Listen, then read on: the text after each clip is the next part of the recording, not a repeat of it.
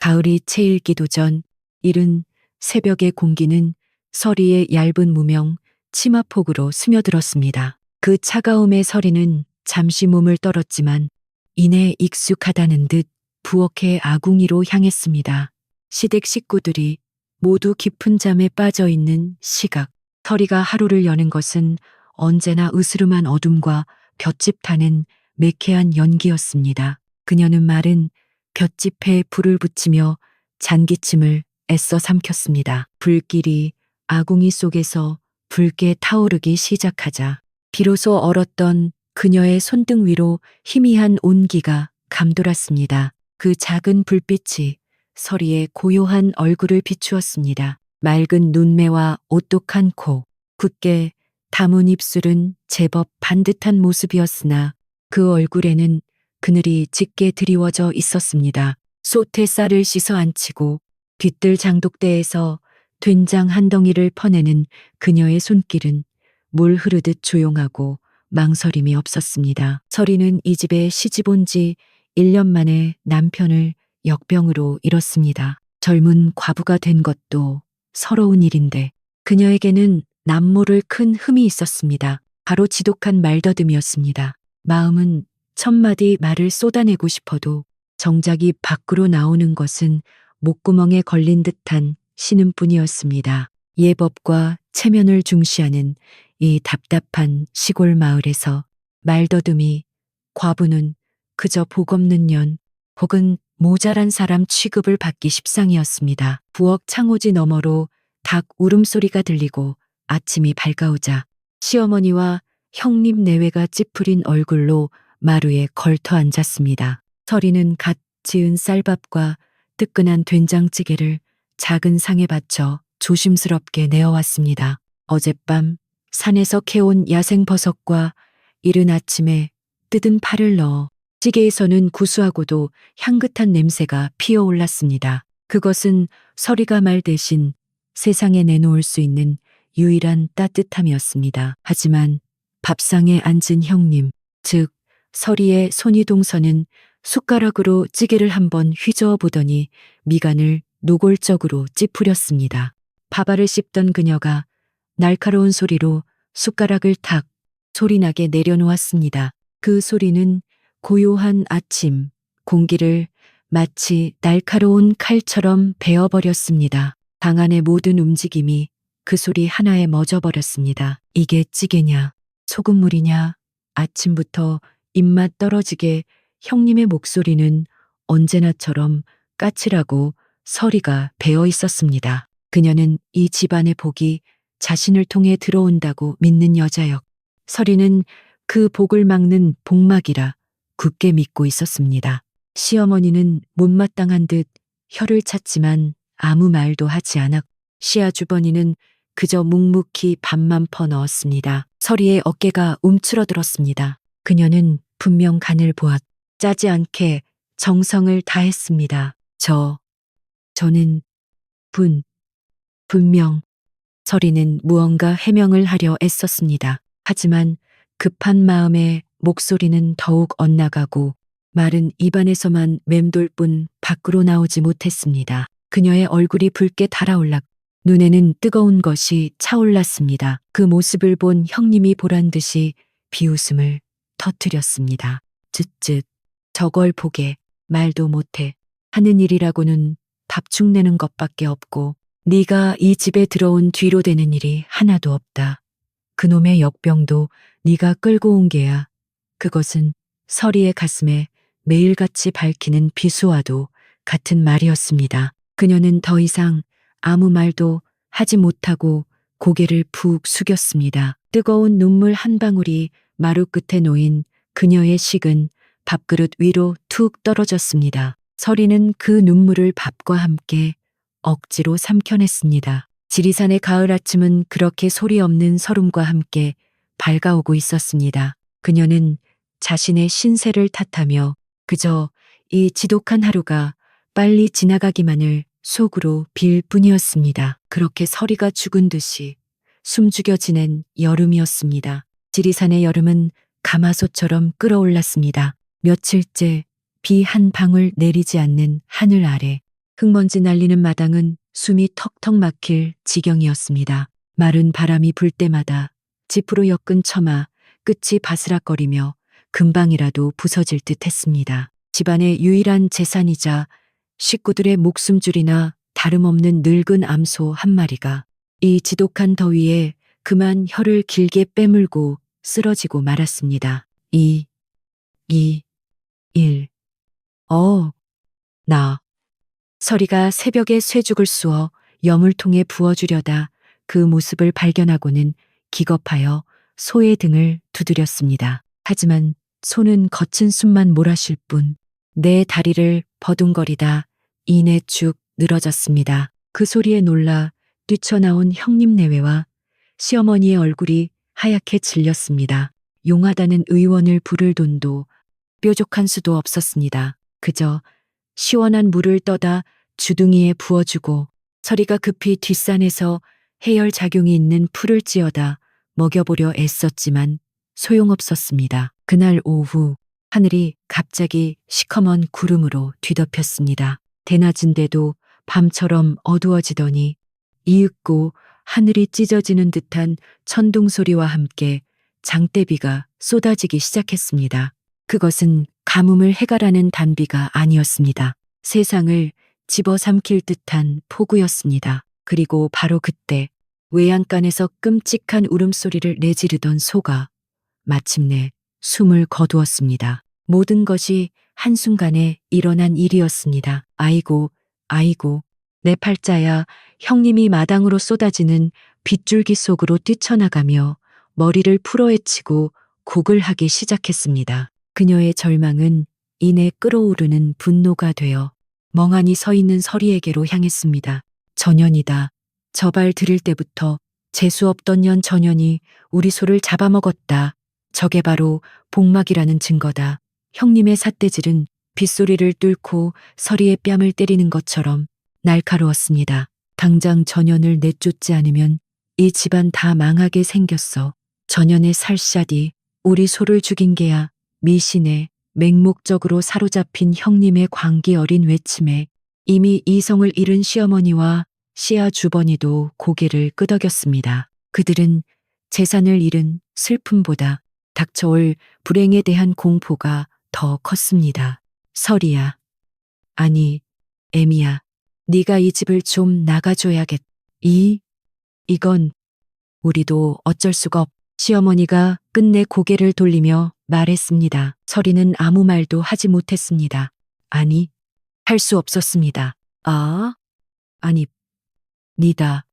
저는 변명하려 했지만 공포와 절망에 휩싸인 목구멍은 더욱 꽉 막혀버렸습니다. 형님이 달려들어 서리의 머리채를 휘어잡고 대문 밖으로 끌어냈습니다. 이 재수없는 년, 다시는 이 집 문턱 넘어올 생각 마라. 서리는 얇은 저고리치마, 차림 그대로 쏟아지는 빗속으로 내동댕 잊혀졌습니다. 풍하고 굳게 닫히는 대문 소리는 그녀가 세상과 연결된 마지막 끈이 끊어지는 소리 같았습니다. 서리는 비바람이 몰아치는 흙탕길 위에 주저앉았습니다.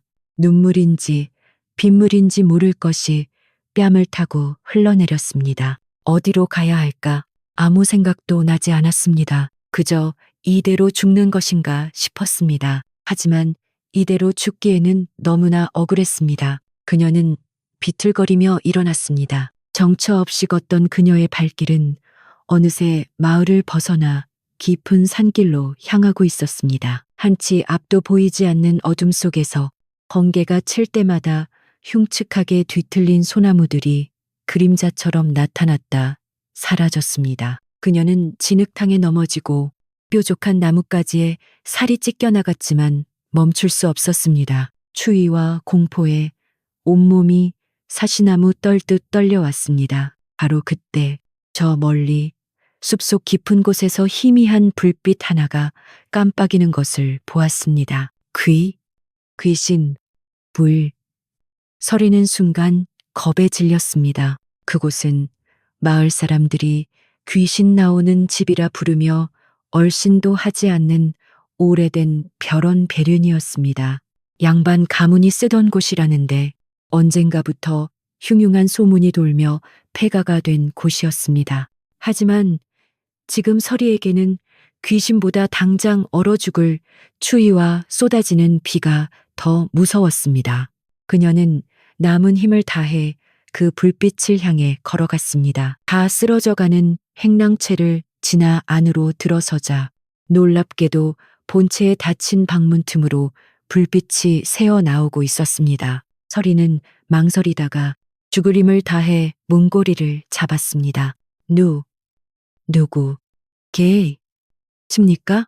그녀의 목소리는 빗소리에 묻혀 거의 들리지 않았습니다. 그녀는 조심스럽게 문을 열었습니다. 방 안에는 먼지가 자욱했고 한쪽 구석에 놓인 등잔불이 위태롭게 흔들리고 있었습니다. 방 한가운데에는 한 사내가 이불을 덮은 채 누워 있었는데 창백한 얼굴로 거친 기침을 토해내고 있었습니다. 그 옆에는 백발이 성성한 노인 한 명이 안절부절 못하며 젖은 수건으로 사내의 이마를 닦아주고 있었습니다. 그들은 폭우를 피해 이곳에 잠시 머무르려다 사내의 지병이 도진 듯 했습니다. 서리의 젖은 행색을 본 노인이 화들짝 놀라며 소리쳤습니다. 뉘신데 함부로 들어오는 게요. 죄송합니다. 비가 너무 와서 서리가 떨며 말했습니다. 노인은 경계했지만 쓰러질 듯한 서리의 모습과 밖의 빗소리를 번갈아 보더니 한숨을 내쉬었습니다. 바로 그때 누워있던 사내가 고통스러운 신음과 함께 다시 격렬한 기침을 쏟아냈습니다. 그의 이마는 불덩이 같았습니다. 도련님, 정신 차리십시오. 노인의 목소리가 다급해졌습니다. 그 순간 서리는 자신의 처지를 잊었습니다. 사람의 고통을 본능적으로 감지한 그녀의 눈빛이 달라졌습니다. 그녀는 덜덜 떨리는 손으로 허리춤에 매달려 있던 작은 비단 주머니를 열었습니다. 그 안에는 그녀가 산에서 말려둔 마른 약초 몇 가지가 들어 있었습니다. 그녀는 노인을 바라보며 결심한 듯 말했습니다. 혹시 부엌이. 노인이 멍하니 고개를 끄덕이자 서리는 망설임 없이 일어나 밖으로 나갔습니다. 그녀는 쏟아지는 비를 뚫고 벼런 뒤뜰로 달려가 어둠 속에서도 익숙하게 깨신 몇 장과 생강뿌리를 캐냈습니다. 먼지 쌓인 부엌에서 솥을 찾아 불을 지폈습니다. 비에 젖은 몸이었지만 아궁이 앞에 앉은 그녀의 손길은 놀랍도록 침착하고 빨랐습니다. 잠시 후 서리는 뜨거운 김이 오르는 깨십죽 한 그릇과 생강차 한 사발을 들고 방으로 돌아왔습니다. 부수하면서도 알싸한 향기가 곰팡내 나던 방 안을 채웠습니다. 노인이 의심 반, 기대 반으로 그것을 받아들고 사내에게 천천히 흘려넣었습니다. 뜨거운 죽과 차가 목구멍을 넘어가자 사내의 격렬했던 기침이 조금씩 잦아들었습니다. 그의 굳게 닫혔던 눈이 희미하게 열렸습니다. 사내. YH1은 흐릿한 시야 속에서 비에 젖은 초라한 여인을 보았습니다. 그녀는 자신을 보고 겁에 질린 듯 어깨를 움츠리고 있었지만 내밀어진 그릇을 쥔 손은 따뜻하고 굳건해 보였습니다. 헌은 다시 눈을 감았지만 뱃속에서 퍼지는 따뜻한 기운에 고통이 조금 가시는 것을 느꼈습니다. 누구신가? 헌이 힘겹게 물었습니다. 서리는 그저 고개만 숙였습니다. 노인이 서리의 사정을 대강 듣고는 헌에게 무언가 속삭였습니다. 헌은 잠시 생각하다가 나지막이 말했습니다. 갈 곳이 없다면 우리가 머무는 동안 음식이라도 맡아주게. 그것은 허락이었습니다. 폭풍우가 몰아치던 그 밤, 버려진 벼런에서 세상에서 가장 외로운 두 영혼은 그렇게 운명처럼 마주쳤습니다. 서리는 차가운 마룻바닥에 엎드려 자신을 구해준 생강의 알싸한 향기를 맡으며 처음으로 안도의 숨을 내쉬었습니다. 벼런에서 지내게 된 서리의 날들은 고요했습니다.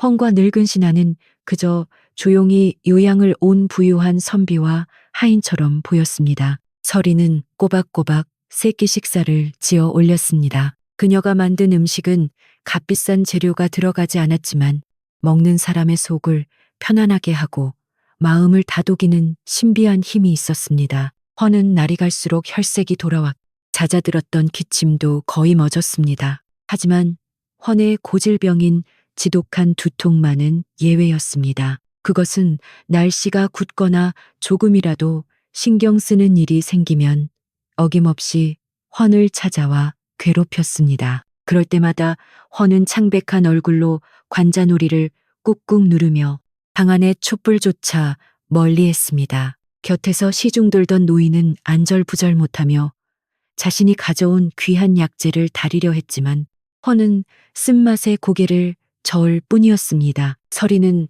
며칠간 말없이 그 모습을 지켜보았습니다.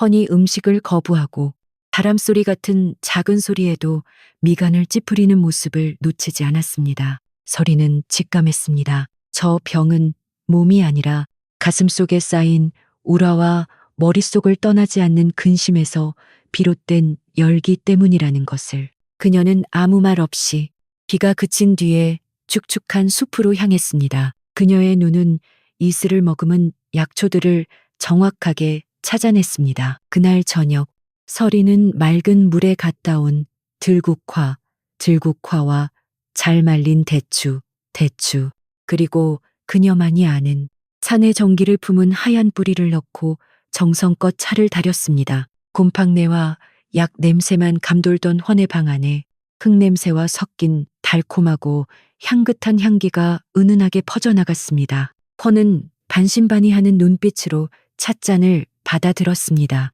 그는 뜨거운 찬물을 한 모금 머금었습니다. 순간 굳었던 미간이 자신도 모르게 서서히 풀렸습니다. 쓴 약이 아니라 마치 따뜻한 봄바람이 몸속으로 들어오는 듯 했습니다. 막혔던 혈이 뚫리듯 따뜻한 기운이 온몸으로 퍼져나가 머리를 짓누르던 통증이 서서히 옅어지는 것을 느꼈습니다. 그날 밤 헌은 몇 년 만에 처음으로 단 꿈을 꾸며 깊은 잠에 빠져들었습니다. 다음 날 아침 헌은 머리를 짓누르던 무거운 쇠사슬이 사라진 듯한 놀라운 가벼움을 느끼며 눈을 떴습니다. 그는 아침 죽상을 들고 오는 서리를 물끄러미 바라보았습니다. 그녀는 여전히 눈을 내리깔고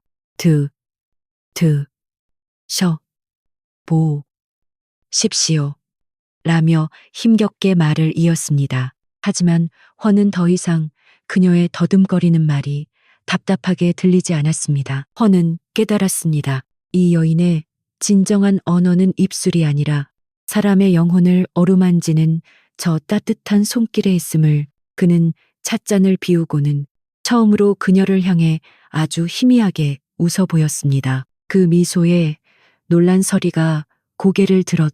두 사람의 눈이 허공에서 잠시 마주쳤습니다. 한편 서리를 내쫓았던 형님네 집안은 그날 이후 이상하게도 일이 계속 꼬였습니다.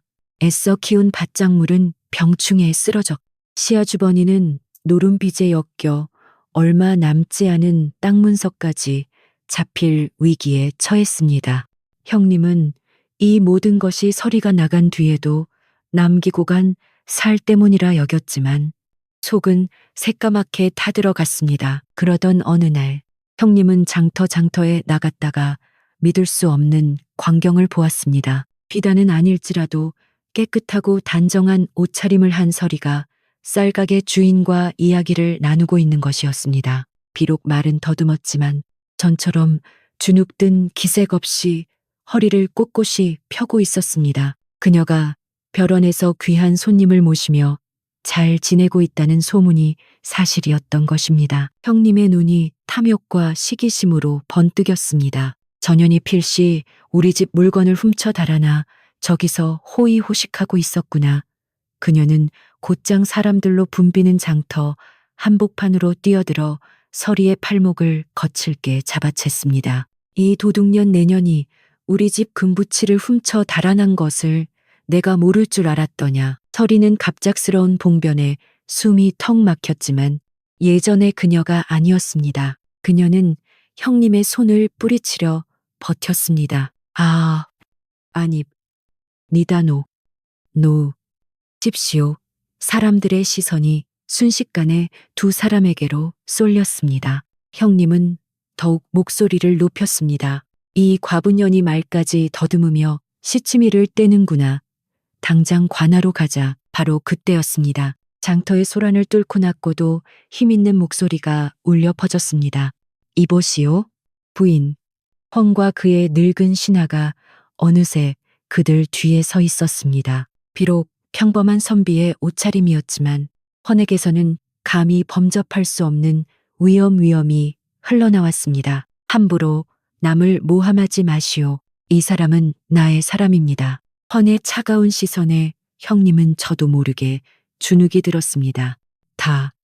당신이 누군데 내가 누구인지는 알 것 다시 한번 이 사람에게 허튼 수작을 부렸다가는 당장 관야에 알려 그 대가를 톡톡히 치르게 할 것이오.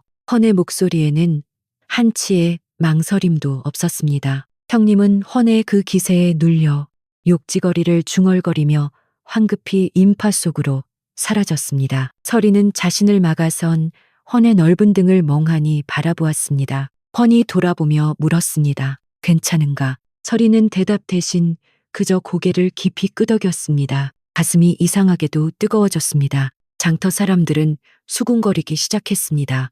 더 이상 서리를 말더듬이 과부라 부르지 않았습니다.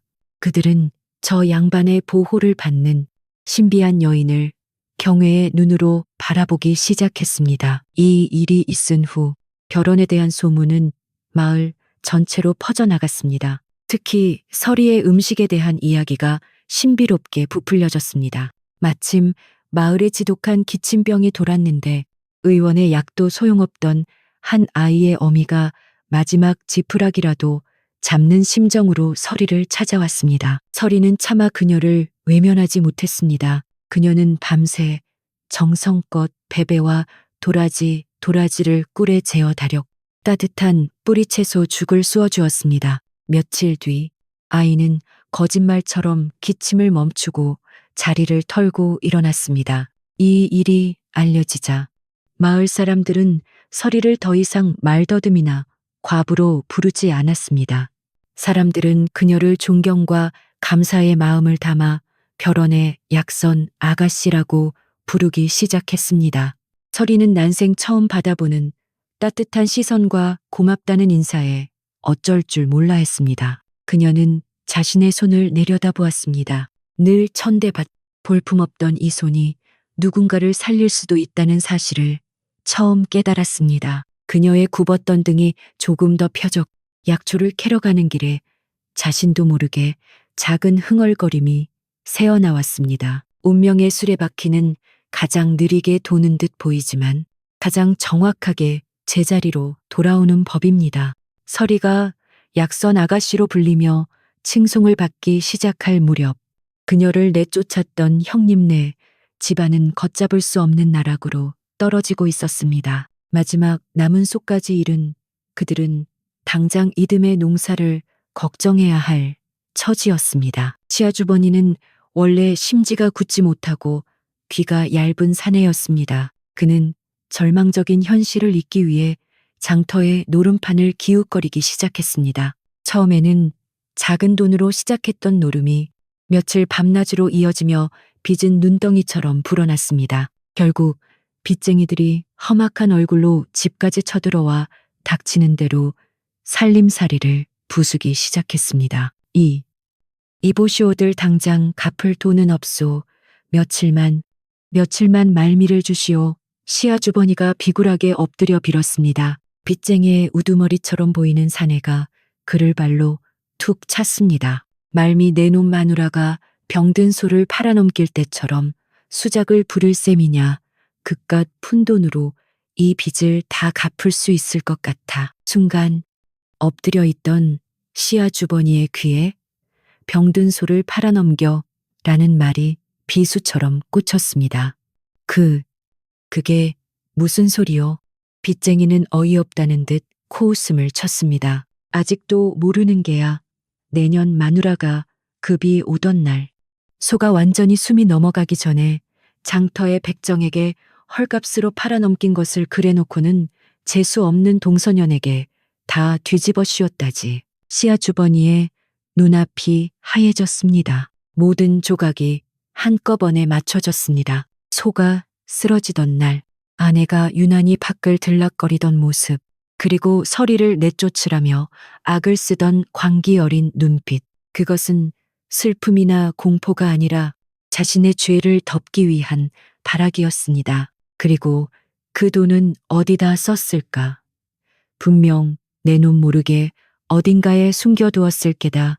빚쟁이의 말이 끝나기도 전에 시아주버니는 이성을 잃고 아내가 있는 부엌으로 달려갔습니다. 그는 미친 사람처럼 부엌의 찬장과 쌀독을 뒤지기 시작했습니다. 그리고 아궁이 깊숙한 곳, 재를 덮어둔 돌틈에서 작은 천 주머니를 발견했습니다. 그 안에는 빚쟁이에게 팔아넘긴 소갑과 그동안 몰래 빼돌린 돈이 들어 있었습니다. 마침 들어오던 형님이 그 광경을 보고 사색이 되어 달려들었습니다. 이게 무슨 짓이에요? 이 독한 년 네가 감히 나를 속이고 집안을 망하게 해. 시아주버니의 눈이 붉게 충혈되었습니다. 모든 것을 알게 된 시어머니까지 뒤뜰에 주저앉아 통곡을 했습니다. 아이고, 아이고, 내가 저런 악독한 것을 며느리라고. 형님은 마지막까지 발악했습니다. 내가 그런 게 아니야. 다 저 말더듬이 년이.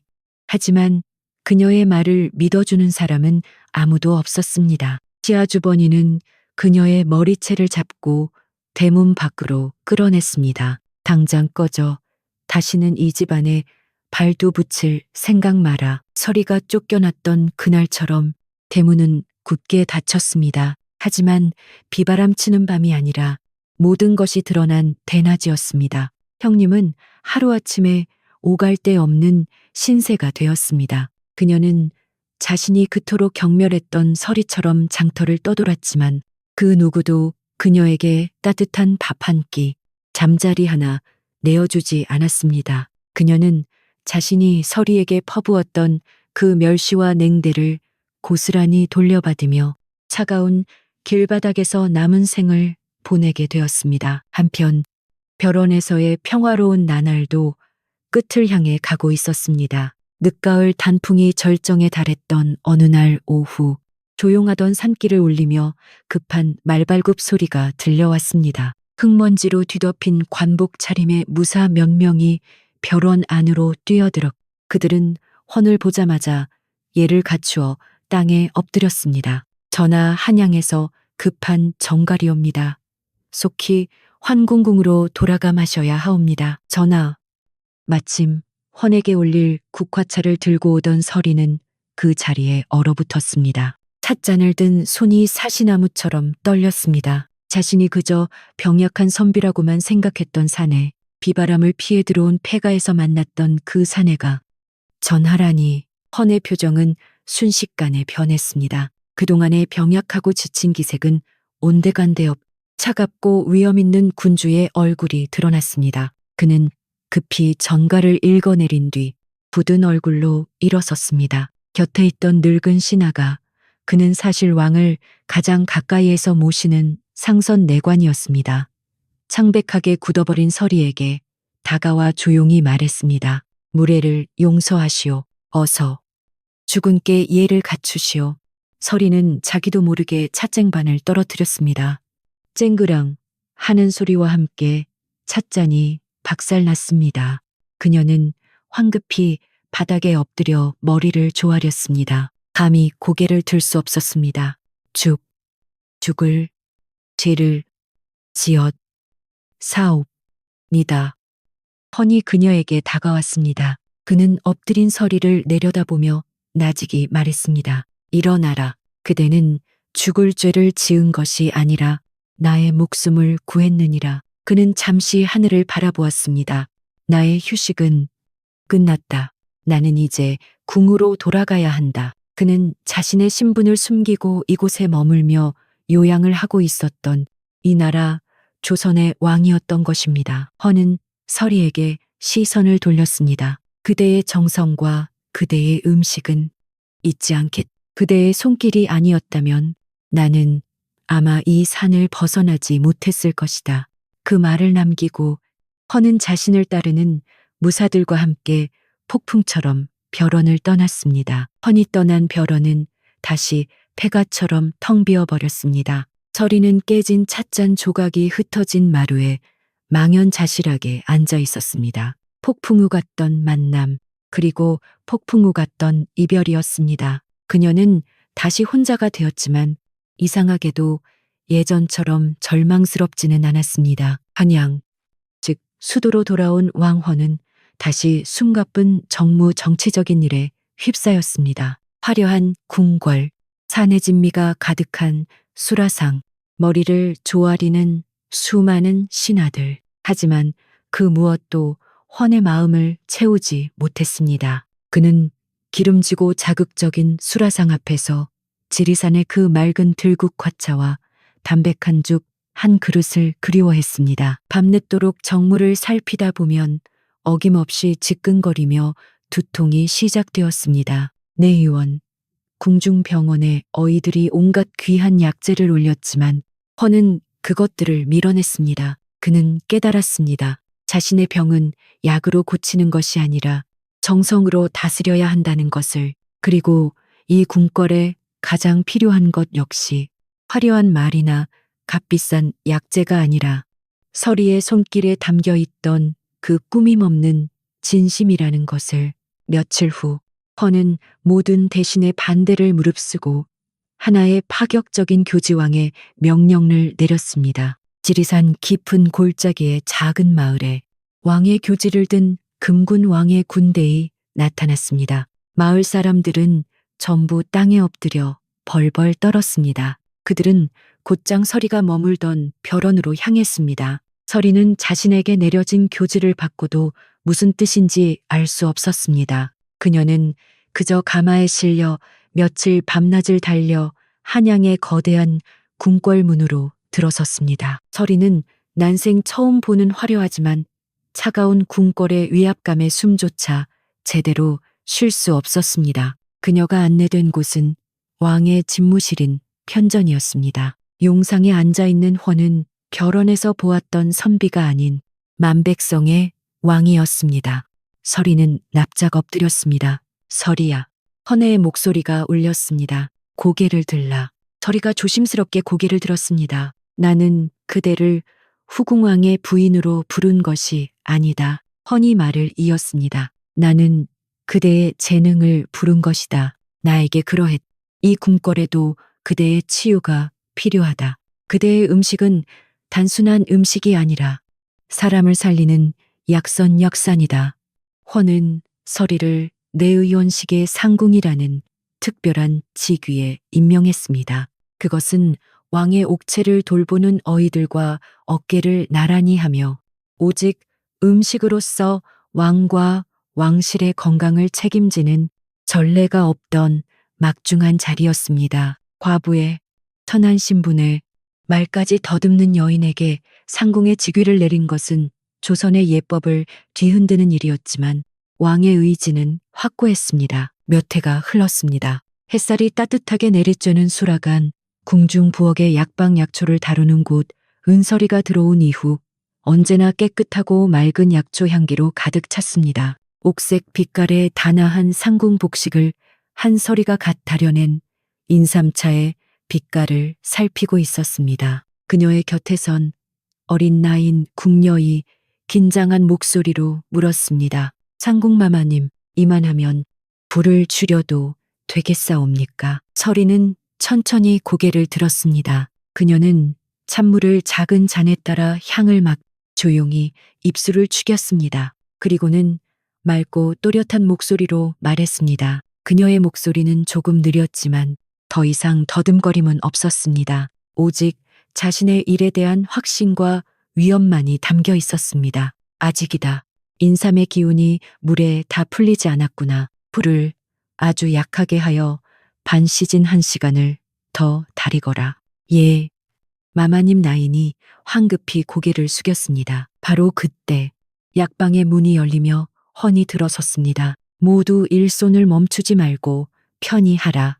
헌의 말에 모두가 엎드렸지만 이내 조용히 자신의 일로 돌아갔습니다. 서리가 다가와 말없이 깊은 예를 올렸습니다. 헌은 서리가 방금 맛보았던 작은 찻잔을 집어들었습니다. 그윽한 인삼의 향기가 코끝을 스쳤습니다. 오늘 차 향이 참으로 좋구나. 서리가 천천히 고개를 들었습니다. 그녀는 더 이상 왕의 눈을 피하지 않았습니다. 그녀의 눈은 두려움이 아닌 자신의 소임을 다하는 장인의 평온함으로 가득 차 있었습니다. 그녀의 입가에 비바람치던 밤, 폐가에서 희미한 온기를 만났던 그날처럼 맑고 따뜻한 미소가 번졌습니다. 그녀는 비바람 속에서 운명처럼 한 사내를 만나 그 사내는 그녀에게 세상을 열어주었습니다. 서리는 그렇게 자신의 재능과 진심 하나만으로 가장 비천한 곳에서 가장 존귀한 자리에 올라 한 나라의 건강을 책임지는 약선의 어머니가 되었습니다. 에필로그. 진실한 마음은 흙 속에 묻힌 뿌리와 같아서 당장은 눈에 보이지 않을지라도 반드시 싹을 틔우는 법입니다. 세상이 아무리 그 빛을 가리려 하고 차가운 서리로 덮으려 해도 가장 어두운 밤에 피어나는 들국화처럼 그 향기는 결국 세상을 채우고야 맙니다. 가을이 채일기도 전 이른 새벽의 공기는 서리의 얇은 무명 치마폭으로 스며들었습니다. 그 차가움의 서리는 잠시 몸을 떨었지만 이내 익숙하다는 듯 부엌의 아궁이로 향했습니다. 시댁 식구들이 모두 깊은 잠에 빠져 있는 시각.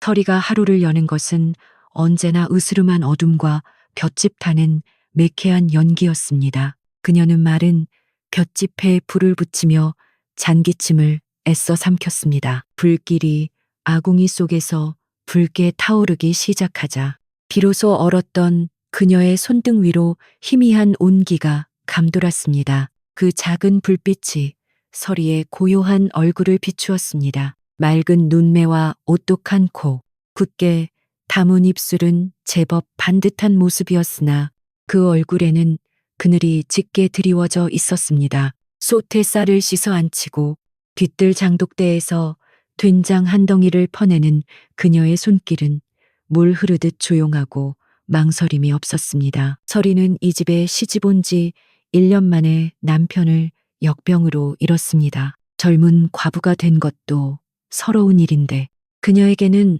남모를 큰 흠이 있었습니다. 바로 지독한 말더듬이었습니다. 마음은 천마디 말을 쏟아내고 싶어도 정작 입 밖으로 나오는 것은 목구멍에 걸린 듯한 신음뿐이었습니다. 예법과 체면을 중시하는 이 답답한 시골 마을에서 말더듬이 과부는 그저 복 없는 년 혹은 모자란 사람 취급을 받기 십상이었습니다. 부엌 창호지 너머로 닭 울음소리가 들리고 아침이 밝아오자 시어머니와 형님 내외가 찌푸린 얼굴로 마루에 걸터 앉았습니다. 서리는 갓 지은 쌀밥과 뜨끈한 된장찌개를 작은 상에 받쳐 조심스럽게 내어왔습니다. 어젯밤 산에서 캐온 야생버섯과 이른 아침에 뜯은 파를 넣어 찌개에서는 구수하고도 향긋한 냄새가 피어올랐습니다. 그것은 서리가 말 대신 세상에 내놓을 수 있는 유일한 따뜻함이었습니다. 하지만 밥상에 앉은 형님, 즉 서리의 손이동서는 숟가락으로 찌개를 한번 휘저어 보더니 미간을 노골적으로 찌푸렸습니다. 밥알을 씹던 그녀가 날카로운 소리로 숟가락을 탁 소리나게 내려놓았습니다. 그 소리는 고요한 아침 공기를 마치 날카로운 칼처럼 베어버렸습니다. 방 안의 모든 움직임이 그 소리 하나에 멎어버렸습니다. 이게 찌개냐, 소금물이냐, 아침부터 입맛 떨어지게 형님의 목소리는 언제나처럼 까칠하고 서리가 배어 있었습니다. 그녀는 이 집안의 복이 자신을 통해 들어온다고 믿는 여자였. 서리는 그 복을 막는 복막이라 굳게 믿고 있었습니다. 시어머니는 못마땅한 듯 혀를 찼지만 아무 말도 하지 않았고 시아주버니는 그저 묵묵히 밥만 퍼 넣었습니다. 서리의 어깨가 움츠러들었습니다. 그녀는 분명 간을 보았. 짜지 않게 정성을 다했습니다. 저는 분명 서리는 무언가 해명을 하려 애썼습니다. 하지만 급한 마음에 목소리는 더욱 엇나가고 말은 입안에서만 맴돌 뿐 밖으로 나오지 못했습니다. 그녀의 얼굴이 붉게 달아올랐 눈에는 뜨거운 것이 차올랐습니다. 그 모습을 본 형님이 보란 듯이 비웃음을 터뜨렸습니다. 쯧쯧 저걸 보게 말도 못해 하는 일이라고는 밥죽 내는 것밖에 없고 네가 이 집에 들어온 뒤로 되는 일이 하나도 없다. 그놈의 역병도 네가 끌고 온 게야. 그것은 서리의 가슴에 매일같이 밝히는 비수와도 같은 말이었습니다. 그녀는 더 이상 아무 말도 하지 못하고 고개를 푹 숙였습니다. 뜨거운 눈물 한 방울이 마루 끝에 놓인 그녀의 식은 밥그릇 위로 툭 떨어졌습니다. 서리는 그 눈물을 밥과 함께 억지로 삼켜냈습니다. 지리산의 가을 아침은 그렇게 소리 없는 설움과 함께 밝아오고 있었습니다. 그녀는 자신의 신세를 탓하며 그저 이 지독한 하루가 빨리 지나가기만을 속으로 빌 뿐이었습니다. 그렇게 서리가 죽은 듯이 숨죽여 지낸 여름이었습니다. 지리산의 여름은 가마솥처럼 끓어올랐습니다. 며칠째 비 한 방울 내리지 않는 하늘 아래 흙먼지 날리는 마당은 숨이 턱턱 막힐 지경이었습니다. 마른 바람이 불 때마다 지프로 엮은 처마 끝이 바스락거리며 금방이라도 부서질 듯 했습니다. 집안의 유일한 재산이자 식구들의 목숨줄이나 다름없는 늙은 암소 한 마리가 이 지독한 더위에 그만 혀를 길게 빼물고 쓰러지고 말았습니다. 나. 서리가 새벽에 쇠죽을 쑤어 여물통에 부어주려다 그 모습을 발견하고는 기겁하여 소의 등을 두드렸습니다. 하지만 소는 거친 숨만 몰아쉴 뿐 내 다리를 버둥거리다 이내 쭉 늘어졌습니다. 그 소리에 놀라 뛰쳐나온 형님 내외와 시어머니의 얼굴이 하얗게 질렸습니다. 용하다는 의원을 부를 돈도 뾰족한 수도 없었습니다. 그저 시원한 물을 떠다 주둥이에 부어주고 서리가 급히 뒷산에서 해열작용이 있는 풀을 찧어다 먹여보려 애썼지만 소용없었습니다. 그날 오후 하늘이 갑자기 시커먼 구름으로 뒤덮였습니다. 대낮인데도 밤처럼 어두워지더니 이윽고 하늘이 찢어지는 듯한 천둥 소리와 함께 장대비가 쏟아지기 시작했습니다. 그것은 가뭄을 해가라는 단비가 아니었습니다. 세상을 집어삼킬 듯한 폭우였습니다. 그리고 바로 그때 외양간에서 끔찍한 울음소리를 내지르던 소가 마침내 숨을 거두었습니다. 모든 것이 한순간에 일어난 일이었습니다. 아이고, 내 팔자야. 형님이 마당으로 쏟아지는 빗줄기 속으로 뛰쳐나가며 머리를 풀어헤치고 곡을 하기 시작했습니다. 그녀의 절망은 이내 끓어오르는 분노가 되어 멍하니 서 있는 서리에게로 향했습니다. 전년이다. 저 발 들일 때부터 재수없던 년 전년이 우리 소를 잡아먹었다. 저게 바로 복막이라는 증거다.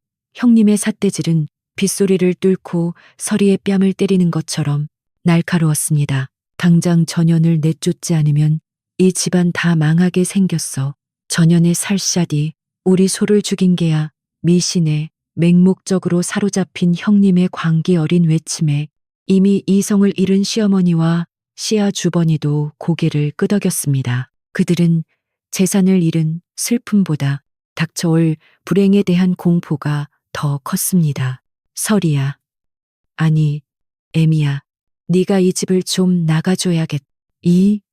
이건 우리도 어쩔 수가 없. 시어머니가 끝내 고개를 돌리며 말했습니다. 설이는 아무 말도 하지 못했습니다. 아니, 할 수 없었습니다.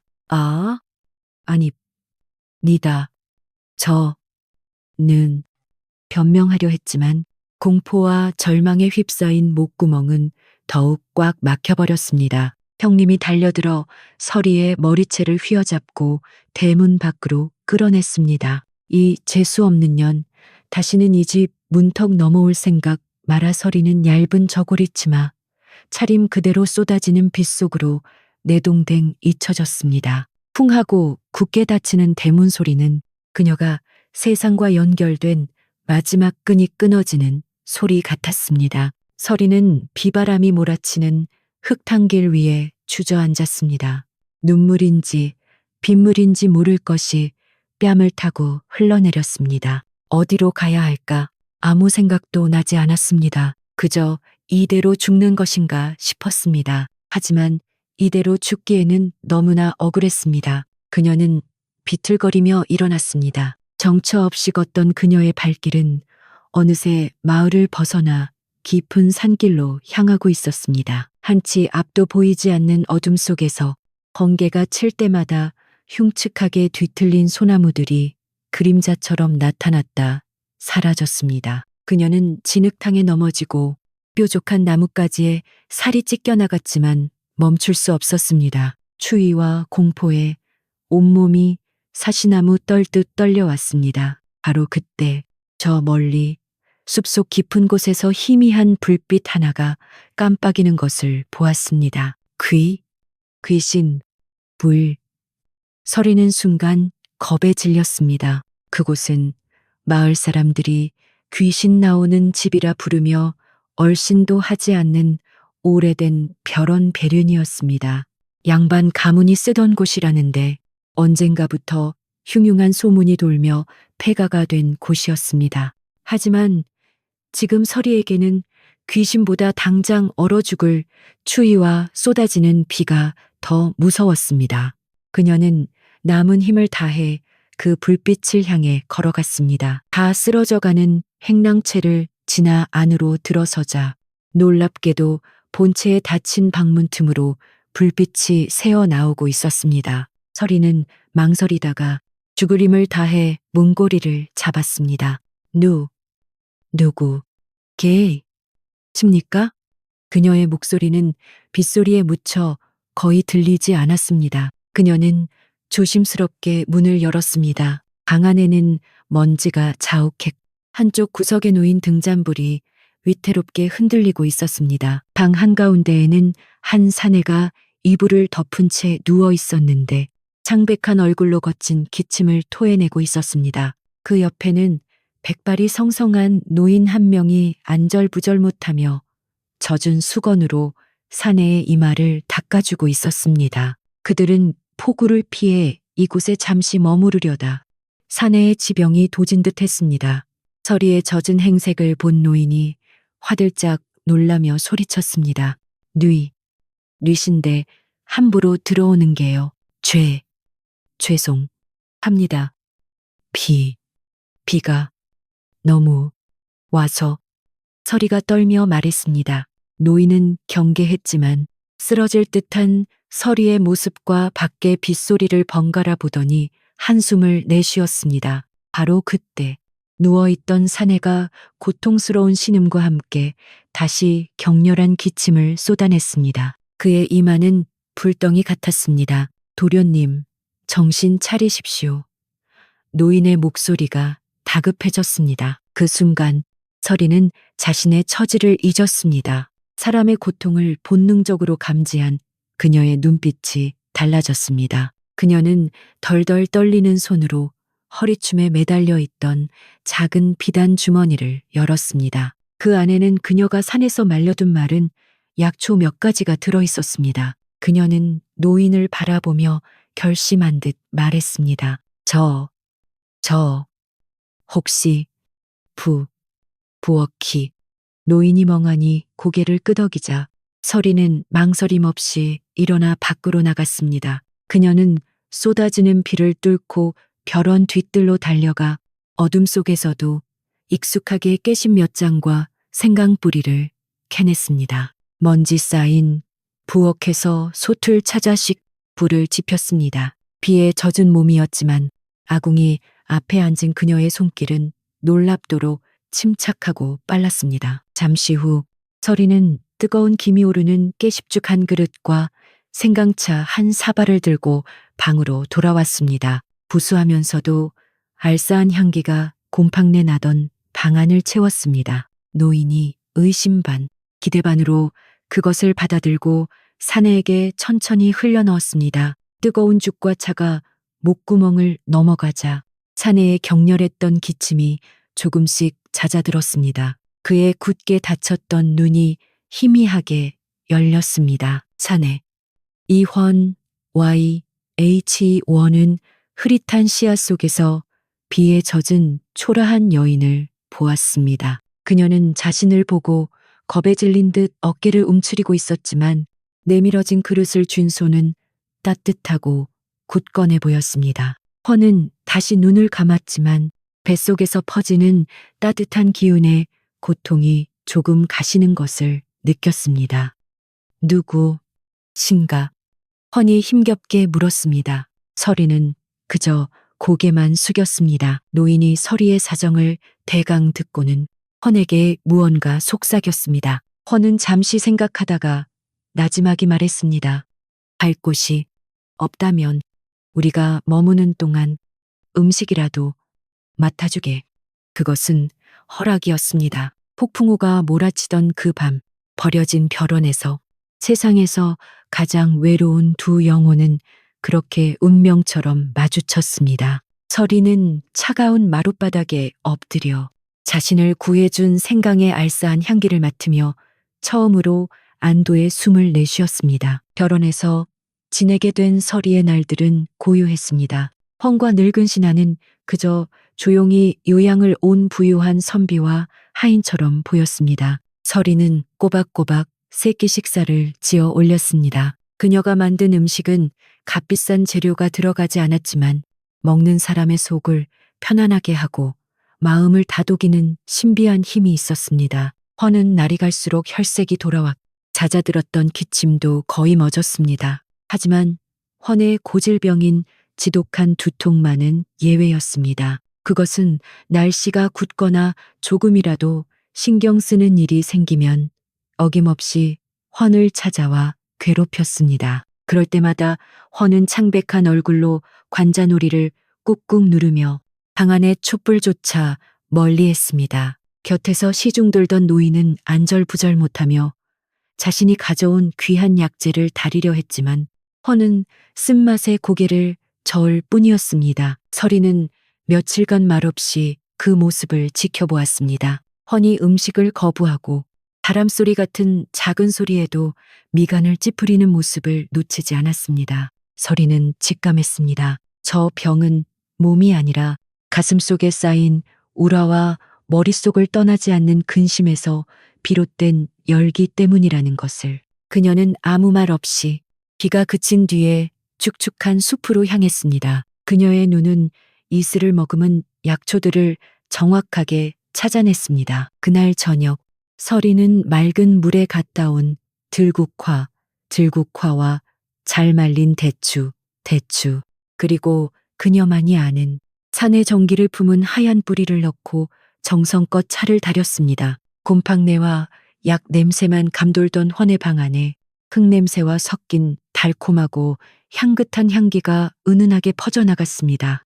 헌은 반신반의하는 눈빛으로 찻잔을 받아들었습니다. 그는 뜨거운 찬물을 한 모금 머금었습니다. 순간 굳었던 미간이 자신도 모르게 서서히 풀렸습니다. 쓴 약이 아니라 마치 따뜻한 봄바람이 몸속으로 들어오는 듯 했습니다. 막혔던 혈이 뚫리듯 따뜻한 기운이 온몸으로 퍼져나가 머리를 짓누르던 통증이 서서히 옅어지는 것을 느꼈습니다. 그날 밤 헌은 몇 년 만에 처음으로 단꿈을 꾸며 깊은 잠에 빠져들었습니다. 다음 날 아침 헌은 머리를 짓누르던 무거운 쇠사슬이 사라진 듯한 놀라운 가벼움을 느끼며 눈을 떴습니다. 그는 아침 죽상을 들고 오는 서리를 물끄러미 바라보았습니다. 그녀는 여전히 눈을 내리깔고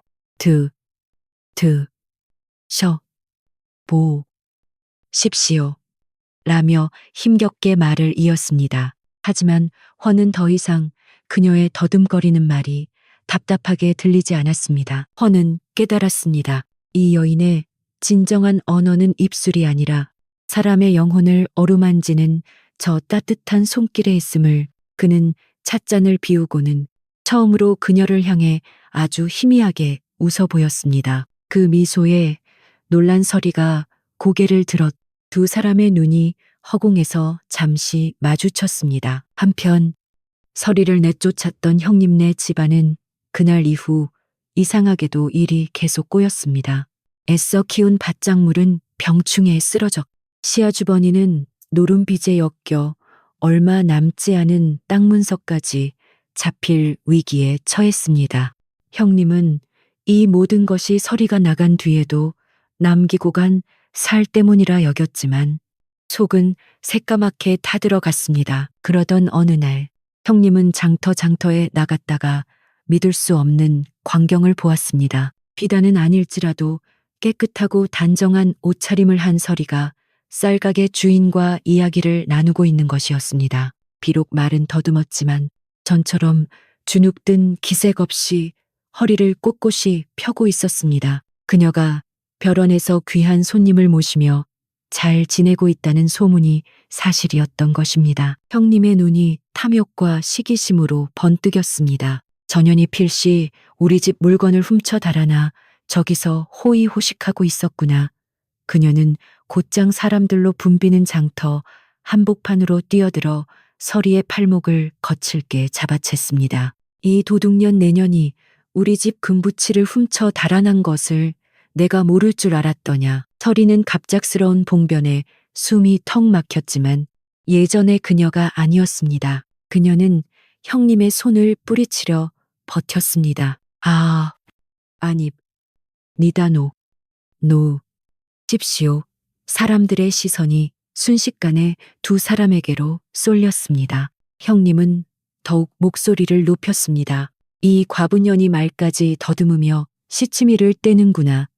당장 관하로 가자. 바로 그때였습니다. 장터의 소란을 뚫고 났고도 힘있는 목소리가 울려 퍼졌습니다.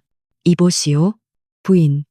헝과 그의 늙은 신하가 어느새 그들 뒤에 서 있었습니다. 비록 평범한 선비의 옷차림이었지만 헌에게서는 감히 범접할 수 없는 위엄이 흘러나왔습니다. 함부로 남을 모함하지 마시오. 이 사람은 나의 사람입니다. 헌의 차가운 시선에 형님은 저도 모르게 주눅이 들었습니다.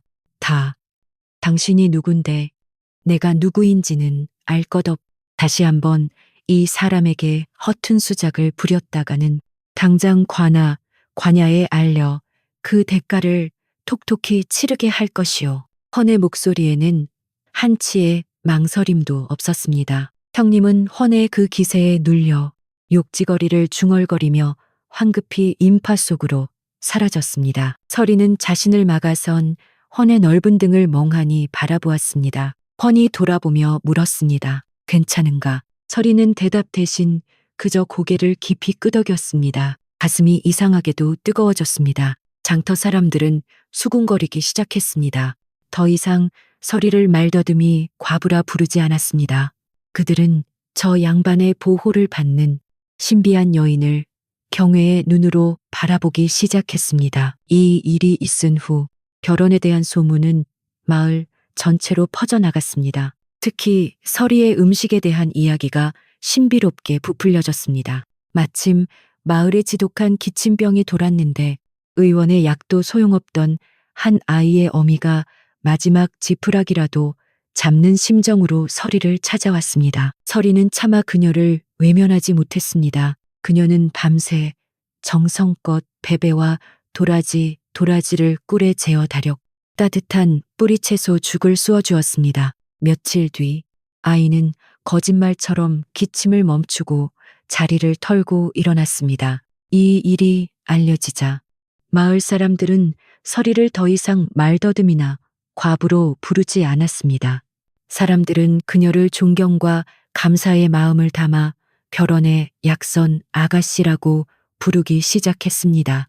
서리는 난생 처음 받아보는 따뜻한 시선과 고맙다는 인사에 어쩔 줄 몰라 했습니다. 그녀는 자신의 손을 내려다보았습니다. 늘 천대받 볼품없던 이 손이 누군가를 살릴 수도 있다는 사실을 처음 깨달았습니다. 그녀의 굽었던 등이 조금 더 펴져 약초를 캐러 가는 길에 자신도 모르게 작은 흥얼거림이 새어나왔습니다. 운명의 수레바퀴는 가장 느리게 도는 듯 보이지만 가장 정확하게 제자리로 돌아오는 법입니다. 서리가 약선 아가씨로 불리며 칭송을 받기 시작할 무렵 그녀를 내쫓았던 형님네 집안은 걷잡을 수 없는 나락으로 떨어지고 있었습니다. 마지막 남은 속까지 잃은 그들은 당장 이듬해 농사를 걱정해야 할 처지였습니다. 시아주버니는 원래 심지가 굳지 못하고 귀가 얇은 사내였습니다. 그는 절망적인 현실을 잊기 위해 장터에 노름판을 기웃거리기 시작했습니다. 처음에는 작은 돈으로 시작했던 노름이 며칠 밤낮으로 이어지며 빚은 눈덩이처럼 불어났습니다. 결국 빚쟁이들이 험악한 얼굴로 집까지 쳐들어와 닥치는 대로 살림살이를 부수기 시작했습니다. 이보시오들 당장 갚을 돈은 없소. 며칠만 말미를 주시오. 시아주버니가 비굴하게 엎드려 빌었습니다. 빚쟁이의 우두머리처럼 보이는 사내가 그를 발로 툭 찼습니다. 말미 내놓은 마누라가 병든 소를 팔아넘길 때처럼 수작을 부릴 셈이냐.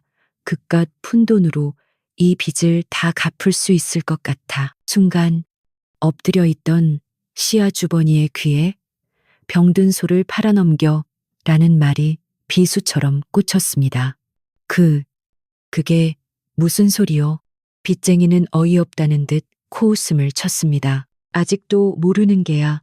내년 마누라가 급이 오던 날 소가 완전히 숨이 넘어가기 전에 장터의 백정에게 헐값으로 팔아넘긴 것을 그래놓고는 재수 없는 동서년에게 다 뒤집어 씌웠다지. 시아주버니의 눈앞이 하얘졌습니다. 모든 조각이 한꺼번에 맞춰졌습니다. 소가 쓰러지던 날, 아내가 유난히 밖을 들락거리던 모습, 그리고 서리를 내쫓으라며 악을 쓰던 광기 어린 눈빛.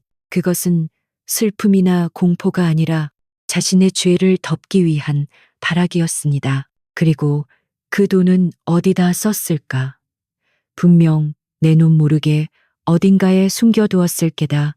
빚쟁이의 말이 끝나기도 전에 시아주버니는 이성을 잃고 아내가 있는 부엌으로 달려갔습니다. 그는 미친 사람처럼 부엌의 찬장과 쌀독을 뒤지기 시작했습니다. 그리고 아궁이 깊숙한 곳, 재를 덮어둔 돌틈에서 작은 천 주머니를 발견했습니다. 그 안에는 빚쟁이에게 팔아넘긴 소값과 그동안 몰래 빼돌린 돈이 들어있었습니다. 마침 들어오던 형님이 그 광경을 보고 사색이 되어 달려들었습니다.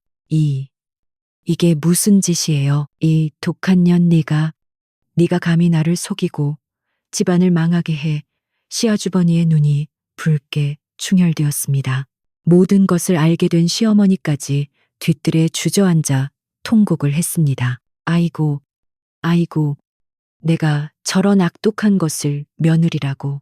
형님은 마지막까지 발악했습니다. 내가 그런 게 아니야. 다 저 말더듬이 년이. 하지만 그녀의 말을 믿어주는 사람은 아무도 없었습니다. 시아주버니는 그녀의 머리채를 잡고 대문 밖으로 끌어냈습니다. 당장 꺼져. 다시는 이 집안에 발도 붙일 생각 마라. 서리가 쫓겨났던 그날처럼 대문은 굳게 닫혔습니다. 하지만 비바람 치는 밤이 아니라 모든 것이 드러난 대낮이었습니다. 형님은 하루아침에 오갈 데 없는 신세가 되었습니다. 그녀는 자신이 그토록 경멸했던 서리처럼 장터를 떠돌았지만 그 누구도 그녀에게 따뜻한 밥 한 끼, 잠자리 하나 내어주지 않았습니다. 그녀는 자신이 서리에게 퍼부었던 그 멸시와 냉대를 고스란히 돌려받으며 차가운 길바닥에서 남은 생을 보내게 되었습니다. 한편 별원에서의 평화로운 나날도 끝을 향해 가고 있었습니다. 늦가을 단풍이 절정에 달했던 어느 날 오후, 조용하던 산길을 울리며 급한 말발굽 소리가 들려왔습니다. 흙먼지로 뒤덮인 관복 차림의 무사 몇 명이 별원 안으로 뛰어들어 그들은 헌을 보자마자 예를 갖추어 땅에 엎드렸습니다. 전하 한양에서 급한 정갈이옵니다. 속히 환궁궁으로 돌아가 마셔야 하옵니다. 전하. 마침 헌에게 올릴 국화차를 들고 오던 서리는 그 자리에 얼어붙었습니다. 찻잔을 든 손이 사시나무처럼 떨렸습니다. 자신이 그저 병약한 선비라고만 생각했던 사내, 비바람을 피해 들어온 폐가에서 만났던 그 사내가 전하라니. 헌의 표정은 순식간에 변했습니다. 그동안의 병약하고 지친 기색은 온데간데 없 차갑고 위험 있는 군주의 얼굴이 드러났습니다. 그는 급히 전가를 읽어내린 뒤 굳은 얼굴로 일어섰습니다. 곁에 있던 늙은 신하가 그는 사실 왕을 가장 가까이에서 모시는 상선 내관이었습니다. 창백하게 굳어버린 서리에게 다가와 조용히 말했습니다. 무례를 용서하시오. 어서. 주군께 예를 갖추시오. 서리는 자기도 모르게 찻쟁반을 떨어뜨렸습니다. 쨍그랑 하는 소리와 함께 찻잔이 박살났습니다. 그녀는 황급히 바닥에 엎드려 머리를 조아렸습니다. 감히 고개를 들 수 없었습니다. 죽을 죄를 지었 사옵니다. 헌이 그녀에게 다가왔습니다. 그는 엎드린 서리를 내려다보며 나직이 말했습니다. 일어나라. 그대는 죽을 죄를 지은 것이 아니라 나의 목숨을 구했느니라. 그는 잠시 하늘을 바라보았습니다. 나의 휴식은 끝났다. 나는 이제 궁으로 돌아가야 한다. 그는 자신의 신분을 숨기고 이곳에 머물며 요양을 하고 있었던 이 나라 조선의 왕이었던 것입니다. 헌은 서리에게 시선을 돌렸습니다. 그대의 정성과 그대의 음식은 잊지 않겠. 그대의 손길이 아니었다면 나는 아마 이 산을 벗어나지 못했을 것이다.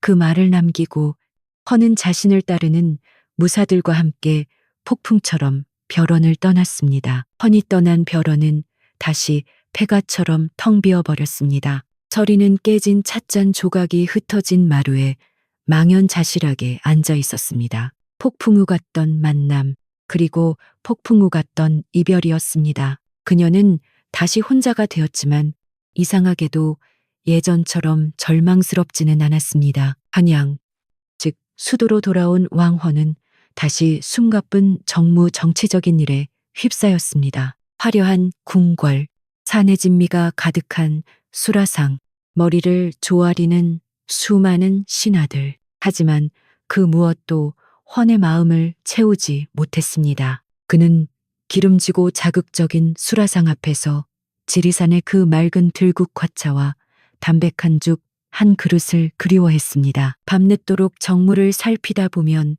어김없이 지끈거리며 두통이 시작되었습니다. 내의원, 궁중병원에 어이들이 온갖 귀한 약재를 올렸지만 헌은 그것들을 밀어냈습니다. 그는 깨달았습니다. 자신의 병은 약으로 고치는 것이 아니라 정성으로 다스려야 한다는 것을. 그리고 이 궁궐에 가장 필요한 것 역시 화려한 말이나 값비싼 약재가 아니라 서리의 손길에 담겨 있던 그 꾸밈 없는 진심이라는 것을.